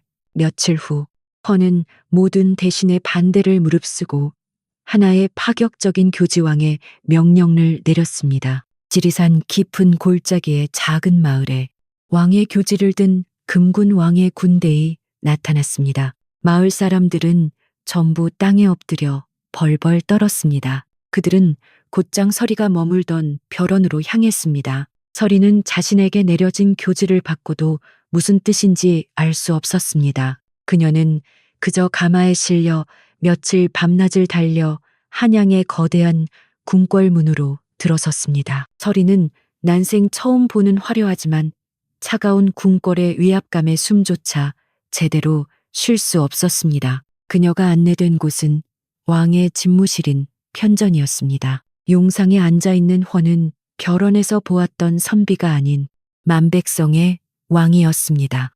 서리는 납작 엎드렸습니다. 서리야. 헌의 목소리가 울렸습니다. 고개를 들라. 서리가 조심스럽게 고개를 들었습니다. 나는 그대를 후궁왕의 부인으로 부른 것이 아니다. 헌이 말을 이었습니다. 나는 그대의 재능을 부른 것이다. 나에게 그러했. 이 궁궐에도 그대의 치유가 필요하다. 그대의 음식은 단순한 음식이 아니라 사람을 살리는 약선약산이다. 헌은 서리를 내의원식의 상궁이라는 특별한 직위에 임명했습니다. 그것은 왕의 옥체를 돌보는 어이들과 어깨를 나란히 하며 오직 음식으로서 왕과 왕실의 건강을 책임지는 전례가 없던 막중한 자리였습니다. 과부의 천한 신분의 말까지 더듬는 여인에게 상궁의 직위를 내린 것은 조선의 예법을 뒤흔드는 일이었지만 왕의 의지는 확고했습니다. 몇 해가 흘렀습니다. 햇살이 따뜻하게 내리쬐는 수라간 궁중 부엌의 약방약초를 다루는 곳 은서리가 들어온 이후 언제나 깨끗하고 맑은 약초 향기로 가득 찼습니다. 옥색 빛깔의 단아한 상궁 복식을 한서리가 갓 다려낸 인삼차의 빛깔을 살피고 있었습니다. 그녀의 곁에선 어린 나이인 궁녀이 긴장한 목소리로 물었습니다. 상궁마마님, 이만하면 불을 줄여도 되겠사옵니까? 서리는 천천히 고개를 들었습니다. 그녀는 찬물을 작은 잔에 따라 향을 막 조용히 입술을 축였습니다. 그리고는 맑고 또렷한 목소리로 말했습니다. 그녀의 목소리는 조금 느렸지만 더 이상 더듬거림은 없었습니다. 오직 자신의 일에 대한 확신과 위엄만이 담겨 있었습니다. 아직이다. 인삼의 기운이 물에 다 풀리지 않았구나. 불을 아주 약하게 하여 반 시즌 1시간을 더 다리거라. 예. 마마님 나인이 황급히 고개를 숙였습니다. 바로 그때 약방의 문이 열리며 헌이 들어섰습니다. 모두 일손을 멈추지 말고 편히 하라. 헌의 말에 모두가 엎드렸지만 이내 조용히 자신의 일로 돌아갔습니다. 서리가 다가와 말없이 깊은 예를 올렸습니다. 헌은 서리가 방금 맛보았던 작은 찻잔을 집어들었습니다. 그윽한 인삼의 향기가 코끝을 스쳤습니다. 오늘 차 향이 참으로 좋구나. 서리가 천천히 고개를 들었습니다. 그녀는 더 이상 왕의 눈을 피하지 않았습니다. 그녀의 눈은 두려움이 아닌 자신의 소임을 다하는 장인의 평온함으로 가득 차 있었습니다. 그녀의 입가에 비바람치던 밤, 폐가에서 희미한 온기를 만났던 그날처럼 맑고 따뜻한 미소가 번졌습니다. 그녀는 비바람 속에서 운명처럼 한 사내를 만났 그 사내는 그녀에게 세상을 열어주었습니다. 서리는 그렇게 자신의 재능과 진심 하나만으로 가장 비천한 곳에서 가장 존귀한 자리에 올라 한 나라의 건강을 책임지는 약선의 어머니가 되었습니다. 에필로그. 진실한 마음은 흙 속에 묻힌 뿌리와 같아서 당장은 눈에 보이지 않을지라도 반드시 싹을 틔우는 법입니다. 세상이 아무리 그 빛을 가리려 하고 차가운 서리로 덮으려 해도 가장 어두운 밤에 피어나는 들국화처럼 그 향기는 결국 세상을 채우고야 맙니다. 가을이 채일기도 전 이른 새벽의 공기는 서리의 얇은 무명 치마폭으로 스며들었습니다. 그 차가움의 서리는 잠시 몸을 떨었지만 이내 익숙하다는 듯 부엌의 아궁이로 향했습니다. 시댁 식구들이 모두 깊은 잠에 빠져 있는 시각. 서리가 하루를 여는 것은 언제나 으스름한 어둠과 볏짚 타는 매캐한 연기였습니다. 그녀는 마른 볏짚에 불을 붙이며 잔기침을 애써 삼켰습니다. 불길이 아궁이 속에서 붉게 타오르기 시작하자 비로소 얼었던 그녀의 손등 위로 희미한 온기가 감돌았습니다. 그 작은 불빛이 서리의 고요한 얼굴을 비추었습니다. 맑은 눈매와 오똑한 코, 굳게 담은 입술은 제법 반듯한 모습이었으나 그 얼굴에는 그늘이 짙게 드리워져 있었습니다. 솥에 쌀을 씻어 안치고 뒤뜰 장독대에서 된장 한 덩이를 퍼내는 그녀의 손길은 물 흐르듯 조용하고 망설임이 없었습니다. 서리는 이 집에 시집 온 지 1년 만에 남편을 역병으로 잃었습니다. 젊은 과부가 된 것도 서러운 일인데 그녀에게는 남모를 큰 흠이 있었습니다. 바로 지독한 말더듬이었습니다. 마음은 1000마디 말을 쏟아내고 싶어도 정작이 밖으로 나오는 것은 목구멍에 걸린 듯한 신음뿐이었습니다. 예법과 체면을 중시하는 이 답답한 시골 마을에서 말더듬이, 과부는 그저 복 없는 년 혹은 모자란 사람 취급을 받기 십상이었습니다. 부엌 창호지 너머로 닭 울음소리가 들리고 아침이 밝아오자 시어머니와 형님 내외가 찌푸린 얼굴로 마루에 걸터 앉았습니다. 서리는 갓 지은 쌀밥과 뜨끈한 된장찌개를 작은 상에 받쳐 조심스럽게 내어왔습니다. 어젯밤 산에서 캐온 야생버섯과 이른 아침에 뜯은 파를 넣어 찌개에서는 구수하고도 향긋한 냄새가 피어올랐습니다. 그것은 서리가 말 대신 세상에 내놓을 수 있는 유일한 따뜻함이었습니다. 하지만 밥상에 앉은 형님, 즉 서리의 손이 동서는 숟가락으로 찌개를 한번 휘저어 보더니 미간을 노골적으로 찌푸렸습니다. 밥알을 씹던 그녀가 날카로운 소리로 숟가락을 탁 소리나게 내려놓았습니다. 그 소리는 고요한 아침 공기를 마치 날카로운 칼처럼 베어버렸습니다. 방 안의 모든 움직임이 그 소리 하나에 멎어버렸습니다. 이게 찌개냐, 소금물이냐, 아침부터 입맛 떨어지게 형님의 목소리는 언제나처럼 까칠하고 서리가 배어 있었습니다. 그녀는 이 집안의 복이 자신을 통해 들어온다고 믿는 여자였. 서리는 그 복을 막는 복막이라 굳게 믿고 있었습니다.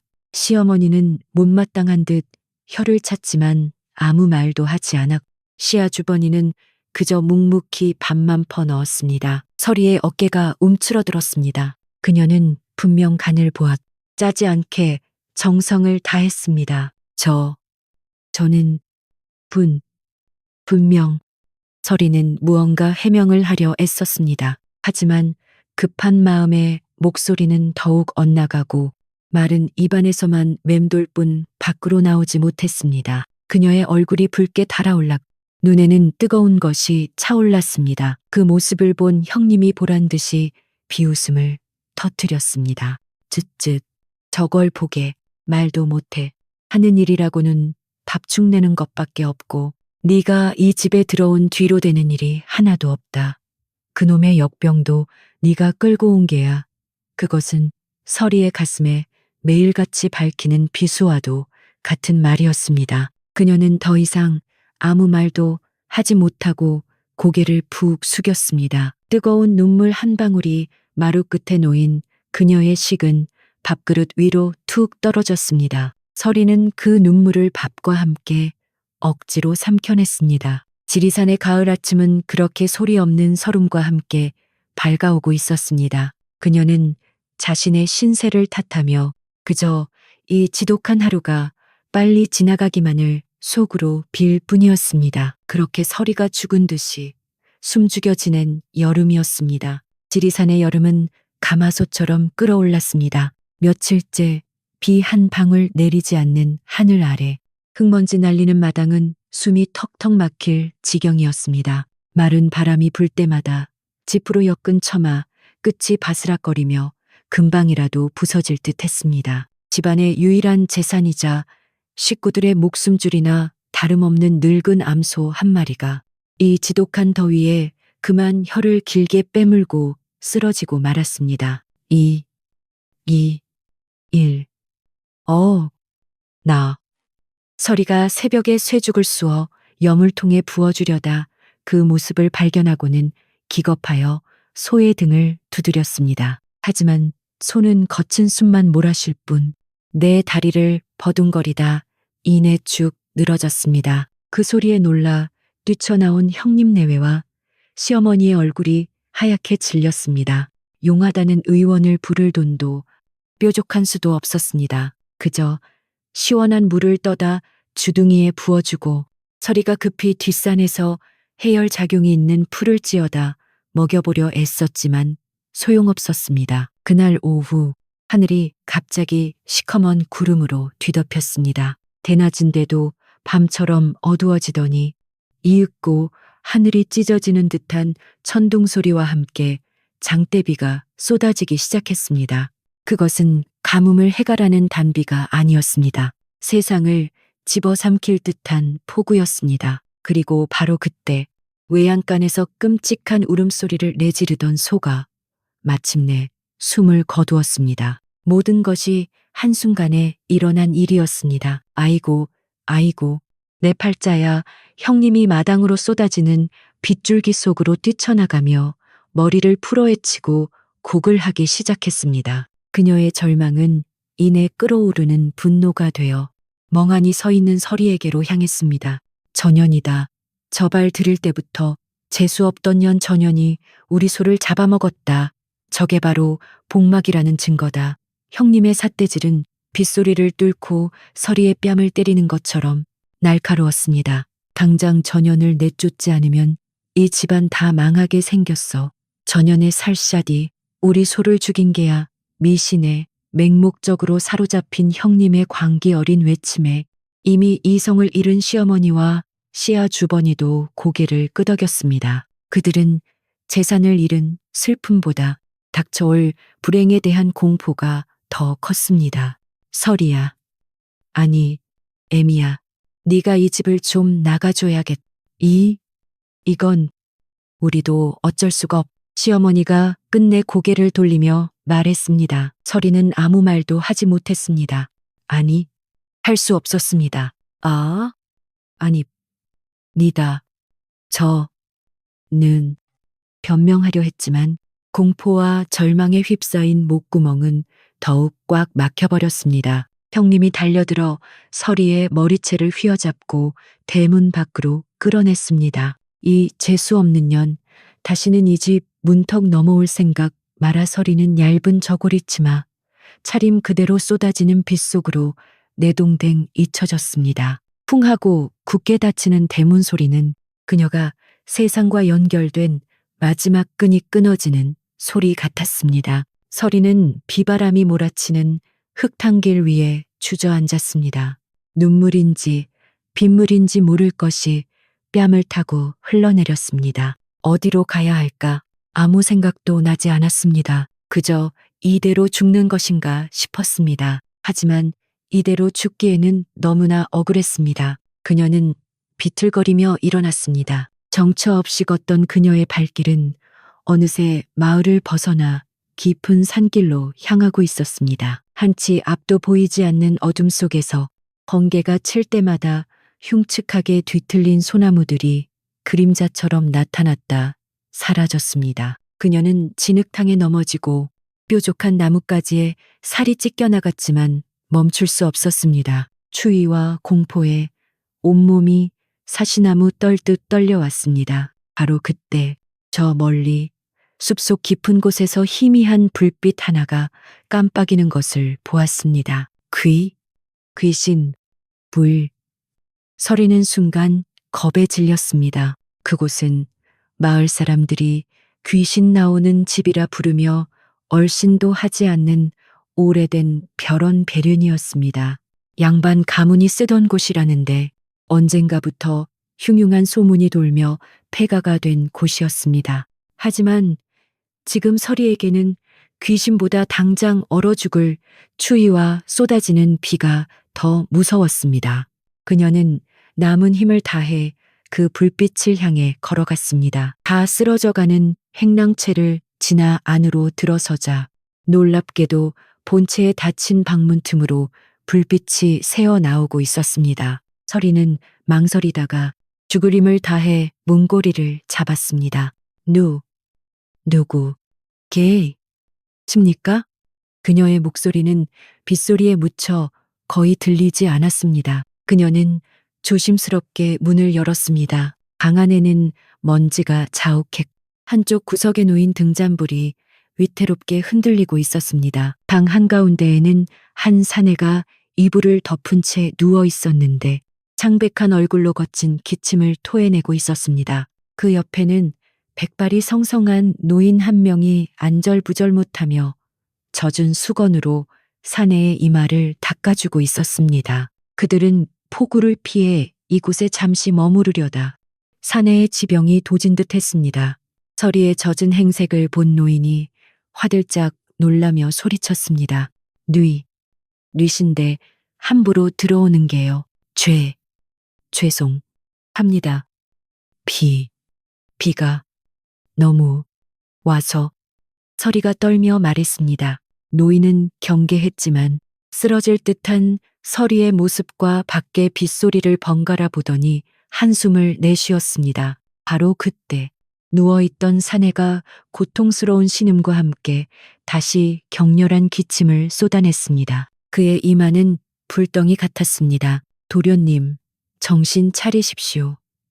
노인의 목소리가 다급해졌습니다. 그 순간 서리는 자신의 처지를 잊었습니다. 사람의 고통을 본능적으로 감지한 그녀의 눈빛이 달라졌습니다. 그녀는 덜덜 떨리는 손으로 허리춤에 매달려 있던 작은 비단 주머니를 열었습니다. 그 안에는 그녀가 산에서 말려둔 마른 약초 몇 가지가 들어 있었습니다. 그녀는 노인을 바라보며 결심한 듯 말했습니다.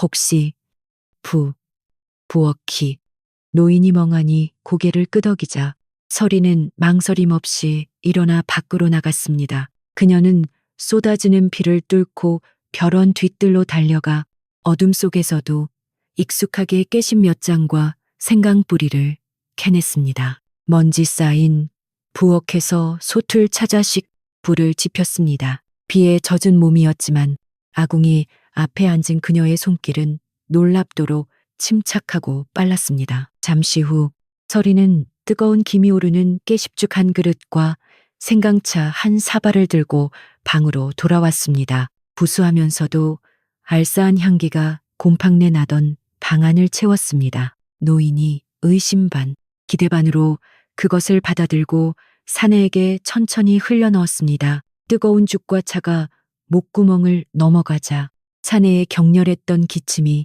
조금씩 잦아들었습니다. 그의 굳게 닫혔던 눈이 희미하게 열렸습니다. 사내 이원 YH1은 흐릿한 시야 속에서 비에 젖은 초라한 여인을 보았습니다. 그녀는 자신을 보고 겁에 질린 듯 어깨를 움츠리고 있었지만 내밀어진 그릇을 쥔 손은 따뜻하고 굳건해 보였습니다. 헌은 다시 눈을 감았지만 뱃속에서 퍼지는 따뜻한 기운에 고통이 조금 가시는 것을 느꼈습니다. 누구신가? 헌이 힘겹게 물었습니다. 서리는 그저 고개만 숙였습니다. 노인이 서리의 사정을 대강 듣고는 헌에게 무언가 속삭였습니다. 헌은 잠시 생각하다가 나지막이 말했습니다. 갈 곳이 없다면 우리가 머무는 동안 음식이라도 맡아주게.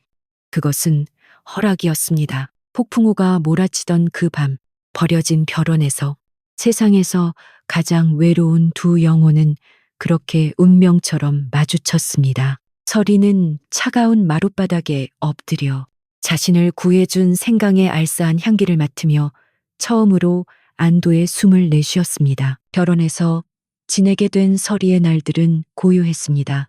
헌과 늙은 신하는 그저 조용히 요양을 온 부유한 선비와 하인처럼 보였습니다. 서리는 꼬박꼬박 세끼 식사를 지어 올렸습니다. 그녀가 만든 음식은 값비싼 재료가 들어가지 않았지만 먹는 사람의 속을 편안하게 하고 마음을 다독이는 신비한 힘이 있었습니다. 헌은 날이 갈수록 혈색이 돌아와 잦아들었던 기침도 거의 멎었습니다. 하지만 헌의 고질병인 지독한 두통만은 예외였습니다. 그것은 날씨가 굳거나 조금이라도 신경 쓰는 일이 생기면 어김없이 헌을 찾아와 괴롭혔습니다. 그럴 때마다 헌은 창백한 얼굴로 관자놀이를 꾹꾹 누르며 방 안의 촛불조차 멀리했습니다. 곁에서 시중들던 노인은 안절부절 못하며 자신이 가져온 귀한 약재를 다리려 했지만 헌은 쓴맛에 고개를 저을 뿐이었습니다. 서리는 며칠간 말없이 그 모습을 지켜보았습니다. 헌이 음식을 거부하고 바람소리 같은 작은 소리에도 미간을 찌푸리는 모습을 놓치지 않았습니다. 서리는 직감했습니다. 저 병은 몸이 아니라 가슴속에 쌓인 우라와 머릿속을 떠나지 않는 근심에서 비롯된 열기 때문이라는 것을. 그녀는 아무 말 없이 비가 그친 뒤에 축축한 숲으로 향했습니다. 그녀의 눈은 이슬을 머금은 약초들을 정확하게 찾아냈습니다. 그날 저녁 서리는 맑은 물에 갔다 온 들국화와 잘 말린 대추, 그리고 그녀만이 아는 산의 정기를 품은 하얀 뿌리를 넣고 정성껏 차를 달였습니다. 곰팡내와 약 냄새만 감돌던 헌의 방 안에 흙냄새와 섞인 달콤하고 향긋한 향기가 은은하게 퍼져나갔습니다. 헌은 반신반의하는 눈빛으로 찻잔을 받아들었습니다. 그는 뜨거운 찬물을 한 모금 머금었습니다. 순간 굳었던 미간이 자신도 모르게 서서히 풀렸습니다. 쓴 약이 아니라 마치 따뜻한 봄바람이 몸속으로 들어오는 듯 했습니다. 막혔던 혈이 뚫리듯 따뜻한 기운이 온몸으로 퍼져나가 머리를 짓누르던 통증이 서서히 옅어지는 것을 느꼈습니다. 그날 밤 헌은 몇 년 만에 처음으로 단 꿈을 꾸며 깊은 잠에 빠져들었습니다. 다음 날 아침 헌은 머리를 짓누르던 무거운 쇠사슬이 사라진 듯한 놀라운 가벼움을 느끼며 눈을 떴습니다. 그는 아침 죽상을 들고 오는 서리를 물끄러미 바라보았습니다. 그녀는 여전히 눈을 내리깔고 쉬어 보십시오 라며 힘겹게 말을 이었습니다. 하지만 헌은 더 이상 그녀의 더듬거리는 말이 답답하게 들리지 않았습니다. 헌은 깨달았습니다. 이 여인의 진정한 언어는 입술이 아니라 사람의 영혼을 어루만지는 저 따뜻한 손길에 있음을. 그는 찻잔을 비우고는 처음으로 그녀를 향해 아주 희미하게 웃어 보였습니다. 그 미소에 놀란 서리가 고개를 들었. 두 사람의 눈이 허공에서 잠시 마주쳤습니다. 한편 서리를 내쫓았던 형님네 집안은 그날 이후 이상하게도 일이 계속 꼬였습니다. 애써 키운 밭작물은 병충해에 쓰러졌. 시아주버니는 노름빚에 엮여 얼마 남지 않은 땅 문서까지 잡힐 위기에 처했습니다. 형님은 이 모든 것이 서리가 나간 뒤에도 남기고 간 살 때문이라 여겼지만 속은 새까맣게 타들어갔습니다. 그러던 어느 날 형님은 장터에 나갔다가 믿을 수 없는 광경을 보았습니다. 비단은 아닐지라도 깨끗하고 단정한 옷차림을 한 서리가 쌀가게 주인과 이야기를 나누고 있는 것이었습니다. 비록 말은 더듬었지만 전처럼 주눅든 기색 없이 허리를 꼿꼿이 펴고 있었습니다. 그녀가 별원에서 귀한 손님을 모시며 잘 지내고 있다는 소문이 사실이었던 것입니다. 형님의 눈이 탐욕과 시기심으로 번뜩였습니다. 전현이 필시 우리 집 물건을 훔쳐 달아나 저기서 호의호식하고 있었구나. 그녀는 곧장 사람들로 붐비는 장터 한복판으로 뛰어들어 서리의 팔목을 거칠게 잡아챘습니다. 이 도둑년 내년이 우리 집 금부치를 훔쳐 달아난 것을 내가 모를 줄 알았더냐. 서리는 갑작스러운 봉변에 숨이 턱 막혔지만 예전의 그녀가 아니었습니다. 그녀는 형님의 손을 뿌리치려 버텼습니다. 아니, 니다 놓십시오. 사람들의 시선이 순식간에 두 사람에게로 쏠렸습니다. 형님은 더욱 목소리를 높였습니다. 이 과부년이 말까지 더듬으며 시치미를 떼는구나. 당장 관하로 가자. 바로 그때였습니다. 장터의 소란을 뚫고 났고도 힘있는 목소리가 울려 퍼졌습니다. 이보시오, 부인. 헌과 그의 늙은 신하가 어느새 그들 뒤에 서 있었습니다. 비록 평범한 선비의 옷차림이었지만 헌에게서는 감히 범접할 수 없는 위엄이 흘러나왔습니다. 함부로 남을 모함하지 마시오. 이 사람은 나의 사람입니다. 헌의 차가운 시선에 형님은 저도 모르게 주눅이 들었습니다. 당신이 누군데 내가 누구인지는 알 것 없. 다시 한번 이 사람에게 허튼 수작을 부렸다가는 당장 관야에 알려 그 대가를 톡톡히 치르게 할 것이오. 헌의 목소리에는 한치의 망설임도 없었습니다. 형님은 헌의 그 기세에 눌려 욕지거리를 중얼거리며 황급히 인파 속으로 사라졌습니다. 서리는 자신을 막아선 헌의 넓은 등을 멍하니 바라보았습니다. 헌이 돌아보며 물었습니다. 괜찮은가? 서리는 대답 대신 그저 고개를 깊이 끄덕였습니다. 가슴이 이상하게도 뜨거워졌습니다. 장터 사람들은 수군거리기 시작했습니다. 더 이상 서리를 말더듬이 과부라 부르지 않았습니다. 그들은 저 양반의 보호를 받는 신비한 여인을 경외의 눈으로 바라보기 시작했습니다. 이 일이 있은 후 결혼에 대한 소문은 마을 전체로 퍼져나갔습니다. 특히 서리의 음식에 대한 이야기가 신비롭게 부풀려졌습니다. 마침 마을에 지독한 기침병이 돌았는데 의원의 약도 소용없던 한 아이의 어미가 마지막 지푸라기라도 잡는 심정으로 서리를 찾아왔습니다. 서리는 차마 그녀를 외면하지 못했습니다. 그녀는 밤새 정성껏 베베와 도라지를 꿀에 재어 다력 따뜻한 뿌리채소 죽을 쑤어주었습니다. 며칠 뒤 아이는 거짓말처럼 기침을 멈추고 자리를 털고 일어났습니다. 이 일이 알려지자 마을 사람들은 서리를 더 이상 말더듬이나 과부로 부르지 않았습니다. 사람들은 그녀를 존경과 감사의 마음을 담아 결혼의 약선 아가씨라고 부르기 시작했습니다.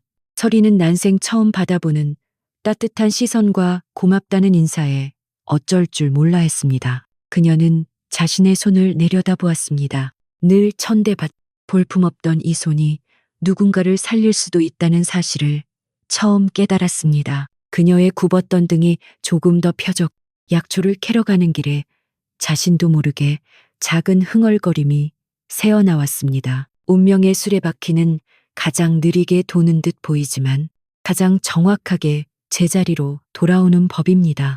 서리가 약선 아가씨로 불리며 칭송을 받기 시작할 무렵 그녀를 내쫓았던 형님네 집안은 걷잡을 수 없는 나락으로 떨어지고 있었습니다. 마지막 남은 속까지 잃은 그들은 당장 이듬해 농사를 걱정해야 할 처지였습니다. 시아주버니는 원래 심지가 굳지 못하고 귀가 얇은 사내였습니다. 그는 절망적인 현실을 잊기 위해 장터의 노름판을 기웃거리기 시작했습니다. 처음에는 작은 돈으로 시작했던 노름이 며칠 밤낮으로 이어지며 빚은 눈덩이처럼 불어났습니다. 결국 빚쟁이들이 험악한 얼굴로 집까지 쳐들어와 닥치는 대로 살림살이를 부수기 시작했습니다.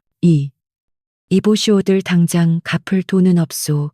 며칠만 말미를 주시오. 시아주버니가 비굴하게 엎드려 빌었습니다. 빚쟁이의 우두머리처럼 보이는 사내가 그를 발로 툭 찼습니다. 말미 내놓은 마누라가 병든 소를 팔아넘길 때처럼 수작을 부릴 셈이냐.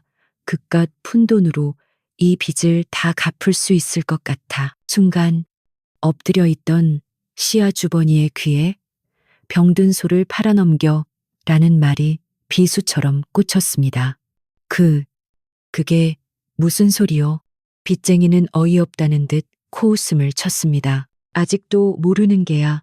내년 마누라가 급이 오던 날 소가 완전히 숨이 넘어가기 전에 장터의 백정에게 헐값으로 팔아넘긴 것을 그래놓고는 재수 없는 동서년에게 다 뒤집어 씌웠다지. 시아주버니의 눈앞이 하얘졌습니다. 모든 조각이 한꺼번에 맞춰졌습니다. 소가 쓰러지던 날, 아내가 유난히 밖을 들락거리던 모습, 그리고 서리를 내쫓으라며 악을 쓰던 광기 어린 눈빛, 그것은 슬픔이나 공포가 아니라 자신의 죄를 덮기 위한 발악이었습니다. 그리고 그 돈은 어디다 썼을까? 분명 내 눈 모르게 어딘가에 숨겨두었을 게다. 빚쟁이의 말이 끝나기도 전에 시아주버니는 이성을 잃고 아내가 있는 부엌으로 달려갔습니다. 그는 미친 사람처럼 부엌의 찬장과 쌀독을 뒤지기 시작했습니다. 그리고 아궁이 깊숙한 곳, 재를 덮어둔 돌틈에서 작은 천 주머니를 발견했습니다. 그 안에는 빚쟁이에게 팔아넘긴 소값과 그동안 몰래 빼돌린 돈이 들어있었습니다. 마침 들어오던 형님이 그 광경을 보고 사색이 되어 달려들었습니다. 이게 무슨 짓이에요? 이 독한 년 네가 감히 나를 속이고 집안을 망하게 해. 시아주버니의 눈이 붉게 충혈되었습니다. 모든 것을 알게 된 시어머니까지 뒤뜰에 주저앉아 통곡을 했습니다. 아이고, 아이고, 내가 저런 악독한 것을 며느리라고. 형님은 마지막까지 발악했습니다. 내가 그런 게 아니야. 다 저 말더듬이 년이. 하지만 그녀의 말을 믿어주는 사람은 아무도 없었습니다. 시아주버니는 그녀의 머리채를 잡고 대문 밖으로 끌어냈습니다. 당장 꺼져. 다시는 이 집안에 발도 붙일 생각 마라. 서리가 쫓겨났던 그날처럼 대문은 굳게 닫혔습니다. 하지만 비바람 치는 밤이 아니라 모든 것이 드러난 대낮이었습니다. 형님은 하루아침에 오갈 데 없는 신세가 되었습니다. 그녀는 자신이 그토록 경멸했던 서리처럼 장터를 떠돌았지만 그 누구도 그녀에게 따뜻한 밥 한 끼, 잠자리 하나 내어주지 않았습니다. 그녀는 자신이 서리에게 퍼부었던 그 멸시와 냉대를 고스란히 돌려받으며 차가운 길바닥에서 남은 생을 보내게 되었습니다. 한편 별원에서의 평화로운 나날도 끝을 향해 가고 있었습니다. 늦가을 단풍이 절정에 달했던 어느 날 오후, 조용하던 산길을 울리며 급한 말발굽 소리가 들려왔습니다. 흙먼지로 뒤덮인 관복 차림의 무사 몇 명이 별원 안으로 뛰어들었. 그들은 헌을 보자마자 예를 갖추어 땅에 엎드렸습니다. 전하 한양에서 급한 정갈이옵니다. 속히 환궁궁으로 돌아가 마셔야 하옵니다. 전하. 마침 헌에게 올릴 국화차를 들고 오던 서리는 그 자리에 얼어붙었습니다. 찻잔을 든 손이 사시나무처럼 떨렸습니다. 자신이 그저 병약한 선비라고만 생각했던 사내, 비바람을 피해 들어온 폐가에서 만났던 그 사내가 전하라니.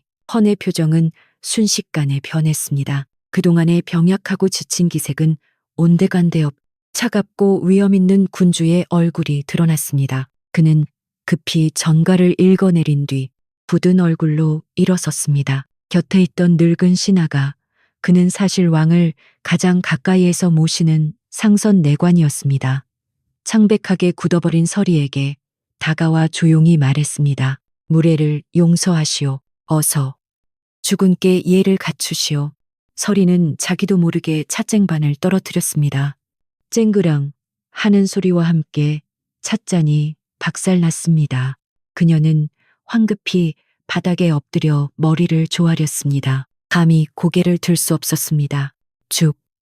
죽을 죄를 지었 사옵니다. 헌이 그녀에게 다가왔습니다. 그는 엎드린 서리를 내려다보며 나직이 말했습니다. 일어나라. 그대는 죽을 죄를 지은 것이 아니라 나의 목숨을 구했느니라. 그는 잠시 하늘을 바라보았습니다. 나의 휴식은 끝났다. 나는 이제 궁으로 돌아가야 한다. 그는 자신의 신분을 숨기고 이곳에 머물며 요양을 하고 있었던 이 나라 조선의 왕이었던 것입니다. 헌은 서리에게 시선을 돌렸습니다. 그대의 정성과 그대의 음식은 잊지 않겠. 그대의 손길이 아니었다면 나는 아마 이 산을 벗어나지 못했을 것이다.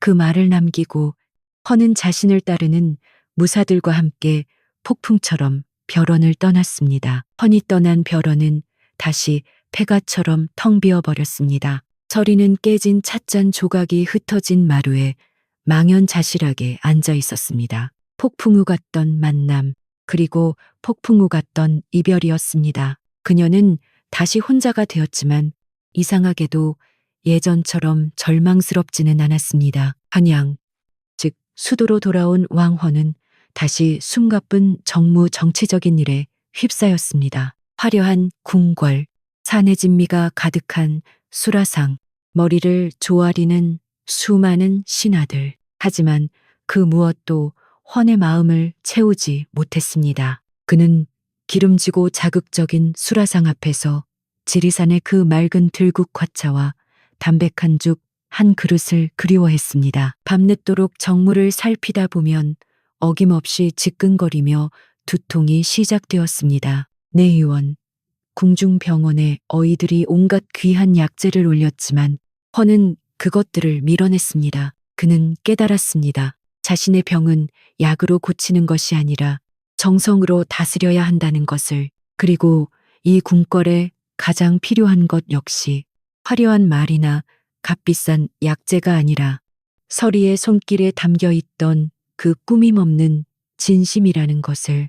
며칠 후 허는 모든 대신의 반대를 무릅쓰고 하나의 파격적인 교지왕의 명령을 내렸습니다. 지리산 깊은 골짜기의 작은 마을에 왕의 교지를 든 금군 왕의 군대에 나타났습니다. 마을 사람들은 전부 땅에 엎드려 벌벌 떨었습니다. 그들은 곧장 서리가 머물던 벼런으로 향했습니다. 서리는 자신에게 내려진 교지를 받고도 무슨 뜻인지 알 수 없었습니다. 그녀는 그저 가마에 실려 며칠 밤낮을 달려 한양의 거대한 궁궐문으로 들어섰습니다. 서리는 난생 처음 보는 화려하지만 차가운 궁궐의 위압감에 숨조차 제대로 쉴 수 없었습니다. 그녀가 안내된 곳은 왕의 집무실인 편전이었습니다. 용상에 앉아있는 허는 결혼에서 보았던 선비가 아닌 만백성의 왕이었습니다. 서리는 납작 엎드렸습니다. 서리야. 헌혜의 목소리가 울렸습니다. 고개를 들라. 서리가 조심스럽게 고개를 들었습니다. 나는 그대를 후궁왕의 부인으로 부른 것이 아니다. 헌이 말을 이었습니다. 나는 그대의 재능을 부른 것이다. 나에게 그러했. 이 궁궐에도 그대의 치유가 필요하다. 그대의 음식은 단순한 음식이 아니라 사람을 살리는 약선약산이다.